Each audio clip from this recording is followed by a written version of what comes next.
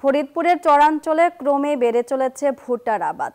এক সময়ে যে জমিগুলোতে বছরে একটি বা দুটি ফসল আবাদ করা যেত, এখন সে জমিতেই বাড়তি ফসল হিসেবে উচ্চ ফলনশীল ভুট্টার আবাদ করছেন কৃষক। স্বল্প খরচে অধিক লাভ হওয়ায় দিন দিন ভুট্টা চাষে আগ্রহী হয়ে উঠেছেন এখানকার কৃষক। খারুজ্জামান সোহাগের তথ্যচিত্রে ডেস্ক রিপোর্ট।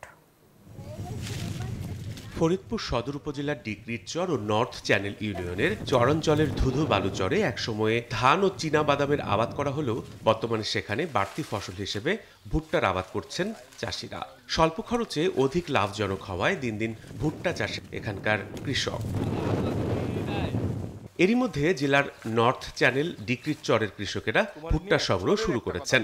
আবহাওয়া অনুকূলে থাকা এবছর ভুট্টার দাম ও ফলন ভালো পাওয়ায় খুশি চাষিরা। আগে আমরা ধান চাষ করতাম, ধানে ফলন কম, এখন আমরা ভুট্টার চাষ করতেছি, এখন খুব লাভবান। বাদামের পাশাপাশি ভুট্টা করতেছি, ভুট্টা আমরা খুব লাভবান হচ্ছি। বান্ডেল থাকলে প্রতি সেনমানিতে টাকা বাঁচবে। বিকাশ সেনমানি বান্ডেল কিনে জিতুন প্রতি লেনদেনে। আমার বেচা কেনার পরিমাণ 3.5 লক্ষ থেকে 4 লক্ষ টাকার কাছাকাছি হবে। তবে সার ও কীটনাশকের দাম কমানো সহ সহজ শর্তে ঋণ দেওয়া হলে আগামীতে আরো ভুট্টার আবাদ বাড়বে বলে আশা চাষিদের। সার ওষুধের দাম যদি একটু কমাই দিত, তাহলে আগামীতে আমরা বেশি করে ভুট্টা লাগাইতে পারতাম। সরকার যদি আমাদের সার্বিক সহযোগিতা করতো, সার ওষুধ কিংবা লোন মন দিয়ে, তাহলে আমরা ক্ষেত খোলা করে আগাইতে পারতাম। এদিকে ভুট্টার আমদানি নির্ভরতা কমিয়ে আনতে কৃষকদের সব ধরনের সহযোগিতার কথা বলছেন কৃষি কর্মকর্তা। বিচ্ছিন্ন চরে প্রচুর পরিমাণ জমি এমন রয়েছে যে তারা শুধুমাত্র শীতকালে একটা ফসল চাষ করে থাকে, যে চীনা বাদাম।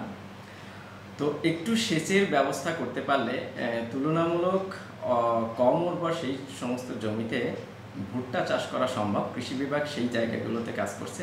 এবছর 5200 হেক্টর জমিতে ভুট্টার আবাদের লক্ষ্যমাত্রা নির্ধারণ করা হলেও সেই লক্ষ্যমাত্রা ছাড়িয়েছে 5871 হেক্টর, যা থেকে প্রায় 61,645 মেট্রিক টন ভুট্টা উৎপাদিত হবে। Desk report, news 24।